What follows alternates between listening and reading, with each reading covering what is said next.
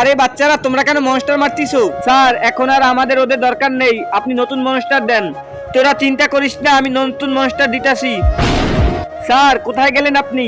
আরে এটার ভিতরে আমি বন্দি হয়ে গেছি, কে বাইরে বের করো তোমরা। স্যার আমাদের কাছে তো কোনো শক্তি নেই, আমরা কিভাবে বের করব? তোমরা সবাই মুঞ্জিয়াকে ডাকো। মুঞ্জিয়া। তারপরে কি হলো সেটি দেখার আগে তোমরা যদি আল্লাহকে মন থেকে ভালোবাসো তাহলে একটি লাইক, একটি সাবস্ক্রাইব আর কমেন্টে আল্লাহ লিখো। কি হয়েছে জিত? মুঞ্জিয়া আমাদের মনস্টার দাও তাড়াতাড়ি। ঠিক আছে জিত।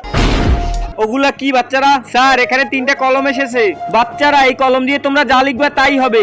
ঠিক আছে স্যার।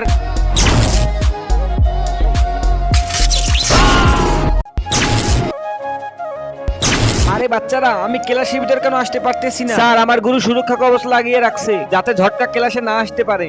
আরে তাতে কি, আমারে তো আসতে দাও। আচ্ছা ঠিক আছে স্যার। গুরুজি তুমি স্যারকে ক্লাসের ভিতর আসতে দাও। বাচ্চারা তোমরা কে কে হোমওয়ার্ক করে আনছো? স্যার আমরা দুজনই করছি। গুড গুড বাচ্চারা, তোমরা সবাই হোমওয়ার্কের খাতা বের করো, আমি পাশের ক্লাস থেকে হাজিরা খাতা নিয়ে আসতেছি। আচ্ছা ঠিক আছে স্যার, আমি আসার পর আবার সুরক্ষা কবচ লাগাবি, তার আগে না। ঠিক আছে স্যার।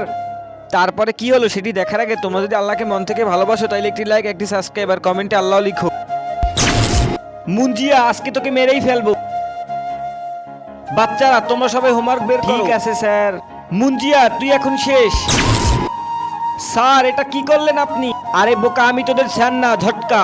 তুই চিন্তা করিস না ভাই, আমার কাছে গুরুজি আছে।